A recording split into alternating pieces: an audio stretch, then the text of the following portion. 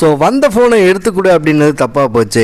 எங்கள் வீட்டு செல்லக்குட்டி ஃபோனை எடுத்துக்கூட அப்படின்னது கீழே போட்டு டிஸ்பிளேவே உடச்சிச்சாப்புல. அதை சர்வீஸ் பண்ணுறதுக்கு இன்றைக்கி நம்ம எங்கே வந்திருக்கோம் அப்படின்னு சொல்லி பார்த்தீங்கன்னா பாம்பே மொபைல்ஸ்.